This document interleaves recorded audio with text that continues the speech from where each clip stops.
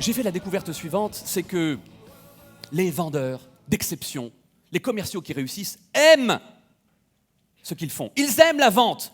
Ça peut paraître particulier d'aimer la vente, mais oui, ils aiment ça. Ils aiment vendre. Et vous savez pourquoi ils aiment vendre? Pour une raison très simple.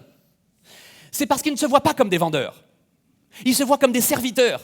Ils se voient comme des gens qui rendent service. La deuxième raison pour laquelle les vendeurs aiment vendre, c'est qu'ils sont persuadés, en leur âme et conscience, que leurs produits sont les meilleurs. Et si vous êtes convaincu que votre produit est le meilleur, c'est votre devoir de convaincre le client et de l'obliger à acheter. Vous avez cette obligation de le convaincre, vous avez cette obligation de le faire acheter parce que s'il n'achète pas chez vous, ça veut dire que vous lui laissez faire un très mauvais choix, vous lui rendez un très mauvais service en lui laissant acheter un mauvais produit. Il faut aimer ce métier pour réussir dans la vente. Il y a une autre raison. C'est parce que si vous n'aimez pas ce que vous faites, tôt ou tard, dans cette fonction qui est la fonction commerciale ou entrepreneuriale, tôt ou tard, vous rencontrez un mur. Et si vous n'êtes pas animé d'une passion, vous ne pouvez pas vous relever quand vous avez un genou à terre. Parce qu'il faut de la passion, il faut de l'enthousiasme, il faut de la persévérance, de l'opiniâtreté, de la résistance à l'échec dans cette profession. Et sans passion, c'est pas possible de tenir. Si vous n'avez pas une bonne raison, vous ne tiendrez pas plus d'une saison. Est-ce que quelqu'un a un billet de 10 €? Mademoiselle, vous voulez venir sur scène, s'il vous plaît? Vous appelez comment? Linda, je voudrais vous vendre ce gobelet en papier. 10 €. Il est vide. Mais je vous assure que vous vous en féliciterez. Ça vous rend vraiment la peine que vous le preniez. Et on a 1000 personnes qui sont là, qui vous regardent. La transaction sera définitive. Je prends votre billet, je vous donne ce gobelet, je ne vous rendrai pas votre billet, mais je vous assure, ça en vaut la peine. Non mais, faites-moi confiance. Prenez-le. Merci. On est d'accord? Mais croyez-moi, ça en vaut la peine. Oui. C'est fini. Merci beaucoup.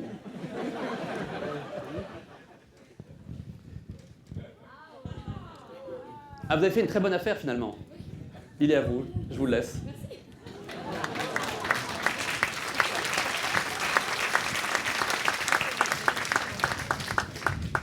J'ai une question. Est-ce que quand vous vendez un produit 1000 €, est-ce que vous êtes absolument convaincu qu'il en vaut 2000? J'aurais eu aucune difficulté à insister, à la contraindre, à l'obliger à m'acheter mon gobelet parce que je savais qu'il y avait un billet de 20 € dedans.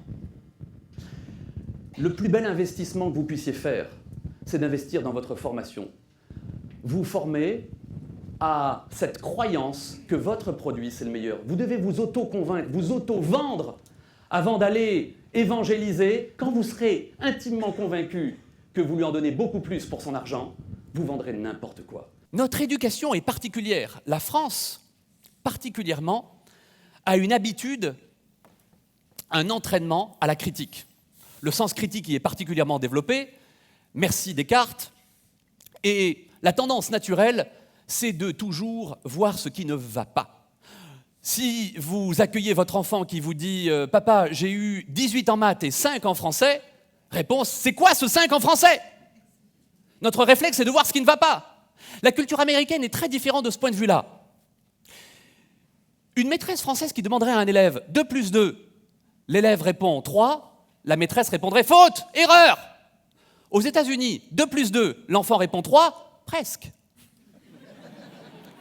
Répond la maîtresse, parce que dans la culture américaine, on est plutôt prédisposé à regarder ce qui va bien, à valoriser les talents, plutôt qu'à souligner ce qui ne va pas. Aux États-Unis, vous savez quand est-ce qu'un élève est convoqué par la direction de l'école? Quand il passe de B à A. On lui demande de venir et d'expliquer comment il s'y est pris. On lui demande de venir pour le féliciter de ses progrès. En France, quand est-ce qu'un élève est convoqué? Quand il passe sous la moyenne. Et on le convoque pour le punir, pour le sanctionner. Mais ça a des répercussions qui sont considérables. Vous avez peut-être lu cette enquête qui était parue en février dans le journal Le Parisien. La France est le pays le plus pessimiste du monde. Du monde. Premier, Vietnam. Deuxième, Nigeria. Les Nigérians pensent qu'ils ont plus d'avenir que nous. Ce qui détermine la performance d'un individu, ce sont ses qualités. Ce n'est pas l'absence de défauts. Ce sont les qualités qui fondent la performance. Il est impossible de réunir toutes les qualités d'un référentiel de compétences pour être un bon commercial ou un bon manager. Mais les meilleurs vendeurs sont sur quelques dimensions, qualité relationnelle, capacité à poser des questions absolument exceptionnelles. Et ils ont des qualités énormes. Libérer votre potentiel, c'est essayer de trouver vos talents et de vous exprimer sur votre talent et essayer d'arrêter de vouloir corriger vos défauts. Vos talents, vos qualités déterminent votre personnalité. On me demande souvent, Michael, qu'est-ce que tu aimerais que les gens retiennent de tes interventions ? Moi, j'aimerais que vous reteniez la chose suivante, c'est que j'aime passionnément ce que je fais. J'aimerais que vous puissiez vous dire, ce gars-là, manifestement, il adore ce qu'il fait. Vous savez pourquoi ? Parce que si vous pensez que j'aime ce que je fais, il y a une chance pour que vous m'accordiez un petit peu plus d'attention. Et si vous m'accordez plus d'attention, il y a une chance que vous m'écoutez davantage, et que si vous m'écoutez davantage, vous aurez envie de le mettre en pratique. Et si vous mettez en pratique, vous réussirez. Et si vous réussissez, eh bien, ce sera ma récompense. Si vous êtes passionné par ce que vous vendez, vos clients vous croiront, et s'ils vous croient, ils achèteront, et s'ils vous achètent, vous leur rendrez service, ils seront heureux, et ce sera ça votre récompense. L'argent viendra derrière. L'argent suivra. Je viens de passer 1h15 passionnant, vraiment, j'ai appris plein de choses. Je ressors de là, j'ai pas vu le temps passer. Voilà, j'ai l'impression que ça fait 5 minutes que je suis dans la salle et j'ai appris une tonne de choses. Donc je recommande vraiment de suivre ceux qui ont la chance de suivre ces conférences. Franchement, il faut y aller, c'était extra. En 40 ans de carrière en immobilier, je n'ai jamais vu ça. Et il a un optimisme et on devrait le voir partout. Ça donne la pêche et la patate, comme on dit. Donc je vous recommande vraiment d'aller voir cette conférence. On ne voit pas le temps passer, c'est vraiment quelque chose de super important. Et je pense que c'est quelque chose qui marque pour l'avenir et qui donne envie d'aller de l'avant. Et on devrait plus parler de ce genre de personnes dans le monde plutôt que ce qui ne va pas et ce qui ne donne pas envie d'aller de l'avant. Ici, on vient prendre de l'énergie et avec ce monsieur, Michael Aguilar, on repart avec beaucoup d'énergie. Je suis vraiment impressionné par non seulement les qualités de Michael Aguilar, mais surtout sa capacité à donner envie